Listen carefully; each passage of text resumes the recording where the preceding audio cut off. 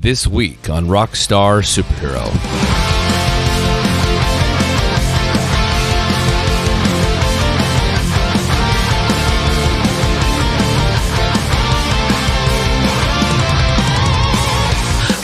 Tom Naumann is a true original. Along with his partner in crime, Matt Sinner, the name behind the legendary band, Tom has enjoyed a career at the forefront of German metal. I was so fortunate to snag Tom for this interview. He and Matt are very busy with the press behind the new Sinner record, Brotherhood, as well as the re-release of the epic self-titled debut record by Primal Fear. Yes, it's true. Both bands are putting out material right now, and Tom can be found squarely in the middle of all of that action. To put it simply, Tom is busy, and yet he still gave me time, so for what that's worth, I'm pretty stoked. This is Tom Naumann of Sinner and Primal Fear, and you're listening to Rockstar Superhero.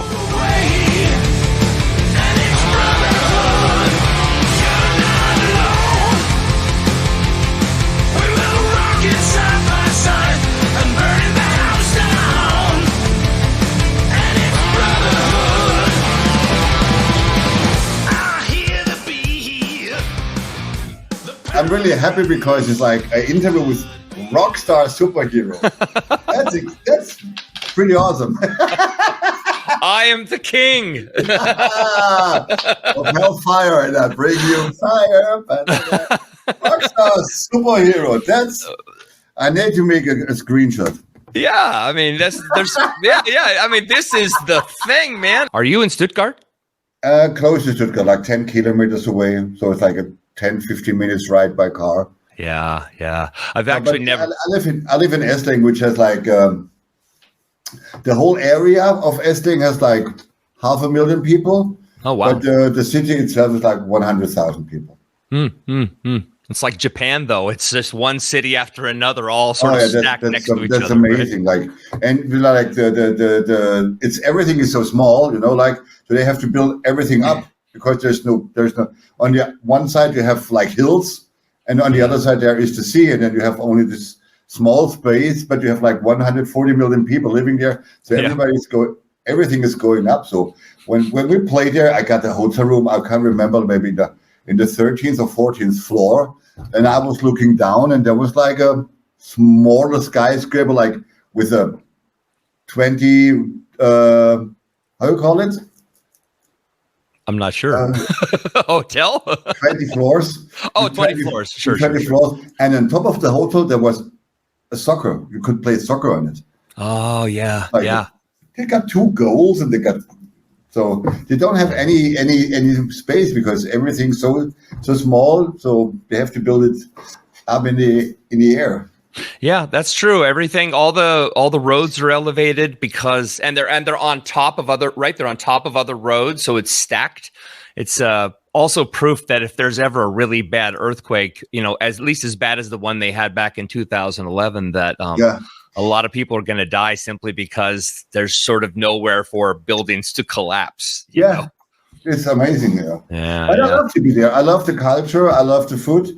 The people are so nice. It's really amazing. Yeah, my wife. And everything is so well organized. Like the train, it does not come 1 minute too early or 1 minute too late. It's on time. It's on the point, and also where he stops, because they have like this. Where everything, like the door is closed, and when the train comes in, so you cannot jump on the rail, so you need to wait, and it's exactly the same. The train stops, and the doors open, and it's like amazing. And they're so well organized. Everything is amazing. Yeah. It's true. I actually, it's interesting, Tom, because I tell everybody this story about Japan. My wife is Japanese, and so whenever we go to Japan, I always notice that they literally stop exactly where they're supposed to stop. And the thing is it's not automated. A lot of people think it is. That is actually a hand-driven train. That guy up front is a master at his job. Yeah. And the thing is, like, when the train stops, it's like they are waiting in a line. In Germany and every other city go like, let me in there. So it's just like they are waiting and they're totally polite, and everything's cool. I really love to be in Japan. When was the last time Sinner was back in Japan? Was it? I think it was 2018. Wow. Wow. I was 2018. We played together with Primal Fear, so I have a double duty. Sinner, Primal Fear. We played 3 shows in Japan, and then we flew to Australia, which is also really funny because every time we play in Japan, we go like, "Hey, we're already there, so we're in Japan. We're already there. Let's go to Australia." Yeah. And then okay, let's go to Australia because I was never in Australia, and that was like a dream for me. What came true that I could be in Australia at least once, and then I saw like it's like an 8 hours flight. Okay, and so then I checked the distance, and I think that Stuttgart, New York, the distance is not as huge as Osaka, Sydney, or so. Yeah, yeah. So it's totally wrong thinking about, hey, we're in Japan. Let's go to Australia because we're already there. We're like, no, we're not. Yeah. No, I know exactly what you mean. Let's just take a jump over to Guam. Okay, that's a really long ways. So it's like doing a German tour and go like, yeah, we have an off day, and then we have a show in New York, and then we go back again. Something like that. It's funny. We keep forgetting that the Earth is 40,000 kilometers around. Yeah, it's like that is. But okay, you're already there, so let's go for it. Obviously, we're here to talk about Sinner today, but I know your Primal Fear is re-releasing the seminal album. So there's so much going on in your life. I already have it. Oh my gosh, look at that. That's the vinyl. So cool. But unfortunately, I don't have a copy of the new Sinner album. Oh, man. Well, I'll let you send it to me if you want. and look at the picture. This was hair crime, huh? Yeah. Oh, my God. Like, that was so, wow. What I want to know, Tom, is how did we get so old? I mean, you still look like a young man, but I've lost all my hair. It's just thank you for the compliment, but I think the first thing about staying young is like I'm doing music like for 40 years, okay, and I had my fair share of abuse of doing this and doing that, but it was never that much. Like I had a drink here and I smoked a joint here and there, but everything was really cool and really down to earth. And when you're doing music, like we are getting older and new bands are coming. And you make friends with new bands. And my friends in my favorite pub, they're like 21, 24 years old. So I could be their father. But I don't feel like I could be their father. I feel like, hey, that's my friend. And I don't really think about being 56 right now. I'm just thinking about, okay, I feel young and I still have a lot of crazy stuff in mind. And I'm talking bullshit like every other young dude, and I'm doing crazy stuff, and I do not feel old. Okay, sometimes in the morning when I wake up and everything aches and hurts, then okay, I'm getting older. But as soon as I'm out of bed, which takes me like between 3 and 4 hours to get in shape, and everything is fine because I think music is also keeping you young. If you're looking at videos of Paul McCartney, I think he's 80 right now. Yes. And he's still playing huge festivals, or even Ringo Starr. He's still doing tours. And I know a lot of guys from Uriah, Heep, or the Sweet, which are over the 70s, or Rick Springfield, whatever. He was born in 1949, which means like he's like 73 years old. Yeah. And he's still playing and he's still like stuff like that. So I think music will really keeps you young. Yeah. Oh, it's so true. I mean, Rudy Sarzo, the bass player for Quiet Riot and Whitesnake, he's back out with Quiet Riot. And I mean, he's 72 and he's still built like he's 20. He's super thin and he's an absolute stage presence monster. He just looks cool. And he's a really nice guy. I saw a lot of interviews with him. And like, he is so down to earth. He's really amazing. Yeah. I think that's the key, Tom. I mean, that's what makes you interesting. That's what makes so many people who have been around so long fascinating to me, because they are, in a sense, and I don't want to embarrass you, but they are, in a sense, what we think of as traditional rock stars, people who have been around in the public eye, playing, like in your case, hard rock, heavy metal, power metal, whatever you want to call it. And they've been doing it so long that we've all grown up sort of together. Yeah. And yet somehow, we've stayed young at heart, and that's allowed us, even though, like in my case, where I purposely cut my hair down very much. I think, there's this sort of youthful thing that happens inside of us, and that's what comes out first is the presence of the person. Like when you jumped on the call today, you were present and youthful and vibrant immediately. It wasn't, oh, here's Tom, he's 56, I'm 56, right? It's like we're just two young guys who just happen to be not technically young anymore, and yet we're still so young and young at heart that it's going to go on forever, man. We're eternal. Oh yeah, I hope so. That would be now. To be eternal would be now. It's like when you're turning 60, and then all of a sudden maybe you start to think, how will I be in 15 or 20 years? And I will be 75, or maybe I'll be 80. Will I be still alive? Will I be still able to get up by myself? Or will I be ill and I have to lie in my bed and have to wait till the last day or whatever? Sometimes it really scares me, At least for me, it would be great to play a show on a festival, and then the last song I go like, "Thank you very much," and then you go like, "Boop," and then you're gone. That would be it. We should talk offline, because I have a musical idea that I would actually love to share with you. Oh my gosh, this is so great, man. Thank you so much for being here. Thank you. This is great. You are a rock star and a superhero because you're still alive and kicking it, man. Yeah. It's killer. Still kicking ass, yeah. Oh. Well, let's get to the meat of it. You're here for a reason. You're here to talk about Sinner, maybe a little bit of Primal Fear too. Yes, sure. And I want to say this. I want to make a statement if I can. Sinner's music, and again, Primal Fear, that music makes me feel alive because it was founded at a time, when I was just coming out of high school, coming into college. The world wasn't so angry. It wasn't so politically divisive. I mean, yes, there was trouble, but we didn't have the internet to kind of mess it all up for us, Yeah. And there was a joy then and a hope in music, because music was a release. And what Sinner does so well is it carries that flag, and it makes me smile so hard. So, I mean, we're talking 18 records. That's not even including compilations or live recordings, basically a 4-decade run, and you're still alive and kicking. So yes. My first question would be, why does Sinner keep going?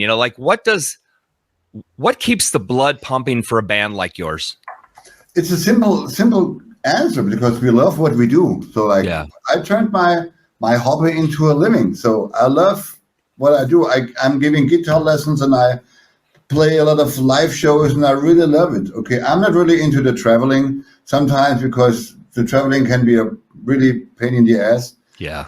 But playing the music you love, the music you created, and the music you like, and to share the stage with your friends all over the world, that's the best job you can have. Yeah. So why should I change it and throw it all away? So as long as I can play music and I can reach people or touch people with the kind of music we are doing, then I reached my goal. Yeah. Wow. Yeah, that's so cool. I mean, you're speaking the goal of probably everybody listening to the show, right? Which is turn your hobby into your profession. Do something you love, and you'll never work a day in your life. Not really. It does not feel like working. Yeah. Okay. Sometimes it could be really exhausting. Like when you have to fly from one festival to another, and then you have a late show and an early lobby call that really could kill you when it happens too often. But there is like the positive things are more important than an early lobby call. Yeah. Oh, yeah. And I think the thing, it's interesting, too, that the record is called Brotherhood, because the thing about the music business, and this is for people outside of the business, I'm a former professional session drummer. So my world, I understand your world. I never got famous, that whole thing. But I've been around it. And, Sinner is really intriguing to me because you're a band full of a lot of people. And what I guess I'm trying to say is, yourself, Matt, you've kind of been there from day one. I mean, maybe in your case, day 5, but Okay. being around for a really, really long time. And the band has, like bands do, has brought in new members and shed them and back and forth. And yet the core has remained. But it's the beauty of it is that music is a brotherhood, and it's about connecting, and it's about finding the right people and then spreading that message of family and hope. And I'm curious, what's your take on that? Because I know the new record is called Brotherhood, and from what I've read, that's really what the album is about sort of being in it for the long game. It's like brotherhood. Like, I know Matt for more than 30 years right now. Yeah. And I played together with Marcus in an AC/DC tribute band for like 10 years. And I know Alex Schulp for probably more than 20 years. So we are all connected together, not only when it comes to music and when we enter the stage. So we spend also a lot of time in our private life together. Like we hang out, having a couple of beers, watching our favorite football team, having a talk, doing barbecue, all that stuff. So it's not about music all the time. So it's more like also we all have a private life, but we are also connected in that private life. Yeah. That is the first statement. The second one is when we started to write the songs and we wanted to record an album. We were in the middle of the pandemic. And so I know a lot of friends who had a real problem with the pandemic because all of a sudden they did not earn any money anymore because they were not allowed to play any more live shows or do something else. So we had to feel that we should help them. So we decided that we will do the album with sort of like the inner circle. So we decided to book a studio in the south of Germany, which belongs to our tour manager and live mixing guy, Basi, and recorded the drums and parts of the guitar there. So he could earn some money and he could make his life go on regularly. Then we decided that we go to Jacob Hansen, which is a longtime friend. He mixed a lot of Primal Fear and Sinner albums already. And so we asked him if he want to mix our album so he could gain some money. Then we asked Oliver Podatai, the keyboard player of Camelot. He's also a good friend of ours, if he would like to be involved in the recording stuff. So we really tried to help our friends a bit to make some money to survive just really tough times. And I had some calls with like the rock or metal community in Germany. And there was like everybody saying, yeah, let's do this. Let's stay together. And then we started like, oh, I have a job for a drum session over there. Would you like to do it? And so we just like getting jobs for everybody. And that was pretty cool. So we helped each other to get through this time. And that's also was kind of like a brotherhood for us. So we have this brotherhood when it comes to the band, and we have this brotherhood when it comes to help our friends in the circle. Yeah. Well, that makes sense. I mean, look, this is the key to longevity, right? Is loving what you do and then loving others around you, right? And I know it sounds cheesy. So many people I know roll their eyes when they hear the word love because of what they think it means. But to me, love is really a commitment to people, regardless if you like them at a moment or not, right? It's about sticking with them sort of at all costs. That's why marriage is hard. And I think that's why being in a band is hard. But I think it makes people like you amazing because you're willing to withstand so much for others. And then ultimately it's that whole the adage of rising tide raises all boats, right? You're helping each other out. And I think the world recognizes that. I don't know if I'm making myself clear, but I think fans see that and they say, wow, these are good guys. I'm going to stay true to them. Yeah, but I think it's like we just wanted to help, and and we were totally amazed by. We asked this guest singer if they want to be part of the album, and everybody said yes, and everybody was totally involved. We were really, I feel really honored, and I really appreciate their help and all the power and emotion they brought into the album. It was a really fantastic feeling to have to share our songs with somebody else, and they put their ideas into it and sang really great stuff on the album. And I was really thankful that they helped us and we could help them. So it was pretty cool. Yeah. Allowing others to come in and bring their DNA into a project. Yeah, that's cool. That's pretty cool and unexpected. And the fans, of course, get all these treats because if you look at that list of collaborators, it's a pretty amazing list. Yeah, sure. But like we're around for 40 years and Primal Fear exists for 25 years right now. So we did a lot of touring. We played a lot of festivals and shows. And like what are you doing after a festival show? You hang out backstage, having a couple of beer. So you sit next to one guy and you start talking to him, or he start talking to you. 2 weeks later, you play a festival in Spain, and the same guy is sitting next to you, and you start talking to him again, and we have a beer together, and then you start writing him on Facebook or on any other social media, whatever, and then you become friends. Yeah. And then we have, like, as I told you, we've been around so long, so we have a long friend list right now. Yeah. And so we asked a couple of them, and that was pretty cool. And I'm pretty happy that they all helped out. Yeah. I think the beauty of my show is, and I'm selfish about this, is I've been able to befriend so many amazing artists around the world. You know what I mean? Not just be a part of their promotions, but actually get to know them on a cellular level and get to be a part of their life and their future. And that's a lot of fun because a show like this isn't about celebrity. It's about the person, Yeah, sure. I never thought that I would be like, that I'm a rock star or a celebrity. I was like, I had a lot of luck because I was at the right time and the right place and I met Matt. And probably if I wouldn't be there, probably nobody would know me right now. So it was a bit of a luck, and I worked hard and I practiced hard, and yes, I'm still here. Yeah. Probably I'm not the best guitar player on earth, but but you're pretty damn good. that's fine with me. Like I turned my hobby into a living, and I can play the guitar and I can write songs and I can travel the world, and I try to make people happy. For me, my aim is when I play music, it's like you stand in front of a crowd and probably some of them, they're having a bad day. Like they have private problems. Their social life is really fucked up. And they come to see a show and I will give my best. I will try to touch them and I'll try to make them happy.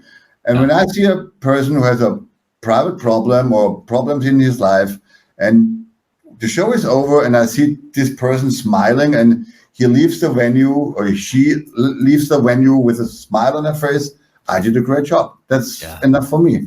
That's for me, that's the most amazing stuff. I still remember when we played in Tokyo and we played a song called Fighting the Darkness, which is like a ballad with like 10 minutes, like an epic song. Sure. And there was a couple. It was a like more European looking couple. And she was crying all the time. And the song was over and I take some mineral water. He was like, everything okay with you? Can I help you? And everything. She was like, oh, all good. Wow. And after the show, we went back to the hotel. And I saw the couple at the lobby. And I went to them and was like, is everything okay? What happened? And they go like, yeah, we are freshly married. And then we are huge Primal Fear fans. And our favorite song is Fighting the Darkness. And as we found out that you will play Japan, we said that we will spend our honeymoon in Tokyo to see Primal Fear playing live. And then we played their favorite song and they start to cry. And that was really a touching moment for me. Yeah. Yeah. It's why you do it. Yeah, sure. I love to do it. Okay, I don't like to make people cry. It's not like so. Yeah. Yeah. But I try to make them happy. But it was joyful. It was a joyful cry. It was amazing. Right? Their dreams were being realized, and that's wonderful. And 2 years later, when we played again in Japan, they were all also there. And then we had a hang at the lobby, and we had some beers together. It was really nice. And that's the way how you make friends all over the world. Yeah. Yeah. That's so true.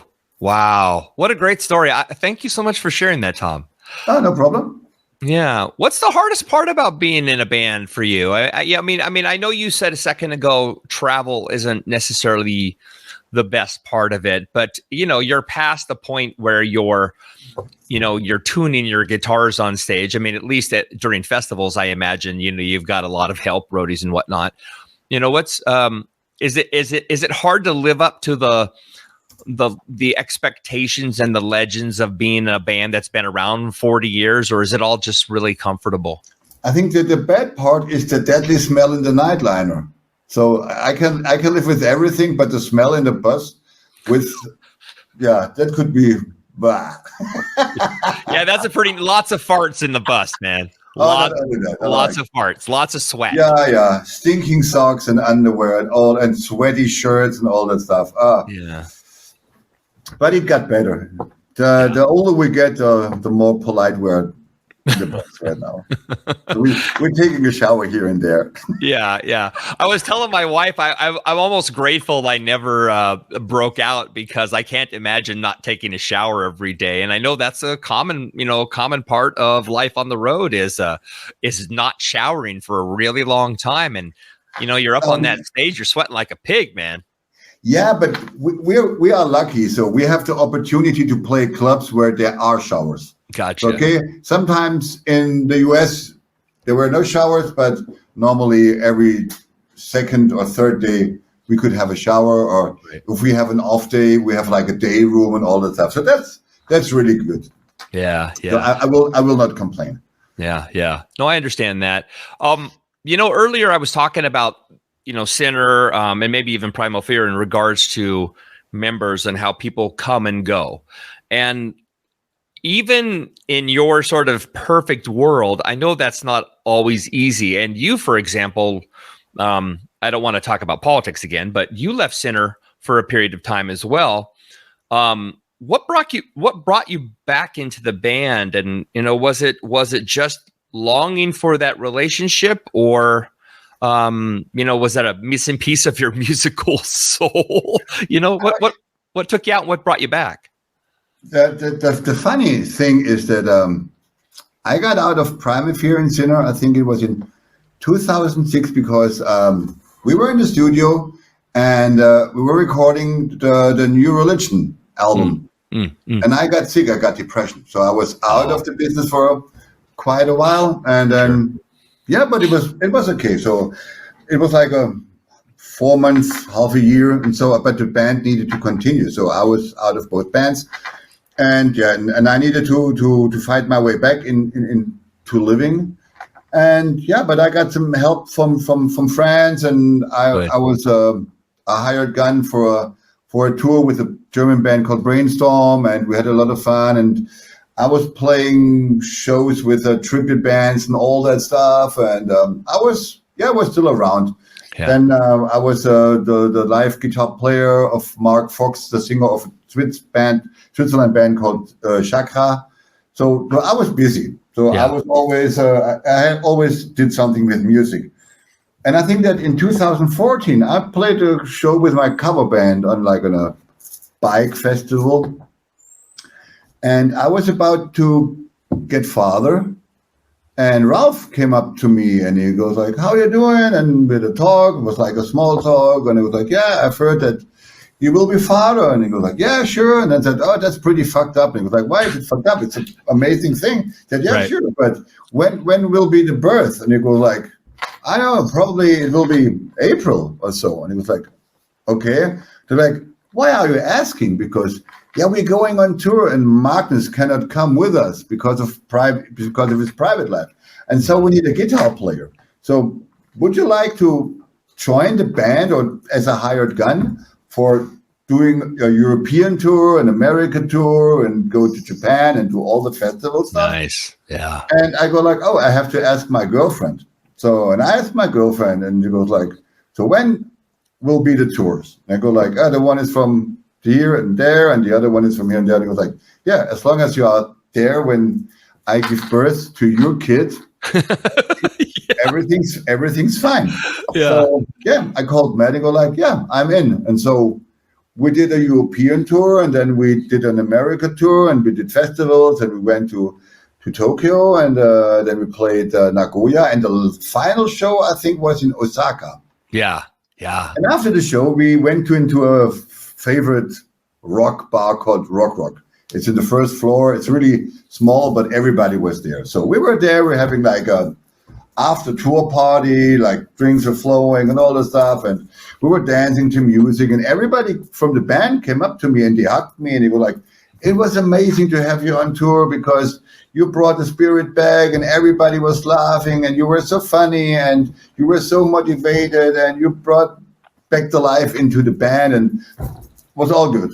And so then we flew back home, and like 2 weeks later or a couple of days later, Matt called me and goes like, do you want to be a fixed member in the band again? And yeah, I said yes. And since then, I'm a member of Primal Fear and Sinner again. Wow. Yeah, there's something about the right pieces, right, that make so an example with Sinner, right, is the band sounds like the epic band of old. I hate that term, but it's because you are a part of it, and you know, you've got that core, that sound, that original sound that can only be created from you guys. It can't be duplicated, and it's more about the feeling. So I love that you're back, man. Yeah, but I have to admit, when it comes to Primal Fear was successful when I was not in the band. So we have Magnus, who is also a fantastic guitar player and songwriter. So it's not about me that Primal Fear or Sinner is successful, but maybe I can bring in my part. Yeah, my special piece of a puzzle. Maybe it fits perfect to it. Yeah. I'm just trying. Yeah. Well, yeah, no, I get that. So if I can ask a quick question about your family, you know, I won't get too personal here, but it's hard. I know it's hard, of course, to just be a dad. So being the fact that you're a father, what does that feel like on a day-to-day basis when you think about music and the business? How do you juggle the two? Because, you know, your child is so important and the music is so important, and you want to make sure that you're giving them the time that they require. And a lot of people don't know how to carry both. How do you do it? I like music with music I fill the fridge. So this is my work. I have to do my duty. Perfect. I give guitar lessons when I have to play a show. I play a show, but I'm not gone forever. I will be back because I do a tour for like 4 weeks and then I will be back, and the fridge is filled for a long time. So they know what I'm doing because they grew up with, oh, daddy's gone. Yeah. So it's like, and the fun part is like when my girlfriend is going out with his girlfriends or friends, having a drink for like 3 or 4 hours, everybody is crying. Mommy, don't leave us. We love you. And they're just out around the corner having a drink. Sure. And when I go there, I'm going on America tour, and then I will South America and 3 shows in Japan. They were like, yeah, bye, see you. Like, I'm away for 6 weeks. Yeah, bye, take care. Bring something with us, Bring something with us. They were like, what? My girlfriend is going around the corner for 2 hours. Everybody was crying. Like she will never be back again. And I go like for 6 weeks, and they go, bye, Dad. Yeah. Take care. It's like being in the Merchant Marines or something. It's like you're a sailor, right? You go away for a tour. Yeah. But it's I think it's great too. I mean, I think there's a certain type of person that's programmed to do that. And again, I don't want to stick on this topic because I know it's personal, but I I love that too. I love going away for 4 to 6 weeks because it makes coming home really extraordinary, and my kids want to be around me, and my wife actually wants to kiss me. Yeah, sometimes when we have arguments at home, I would love to be away for 4 to 6 weeks. Yeah. Do you find it's easier to record and produce an album in this day and age? With all the technology and all the changes. Do you? You and I grew up in a time where you go into a studio and maybe you rent it out for a month or two and you write songs even in the studio. Nowadays, you get prepped and everybody exchanges files, and then you go in and maybe you record the drums and everything else is done through file switching. So I'm curious, what do you like about the process nowadays? I really have to admit, it was pure fun to be back in a studio, even when we recorded the drums. So because it was like human beings around me, you can have a talk, you can discuss things, everything was really cool, creative, productive, all good. Probably when I'm at home, I don't have anybody around me. So it's like really a boring thing to record some stuff. That's why I came up with the idea that Alex and we are going back into the studio and we're doing our lead parts there, because then we can help us like, play this one or play it like that or play that. So it was also really creative. We also have fun and we try to push it a little bit more.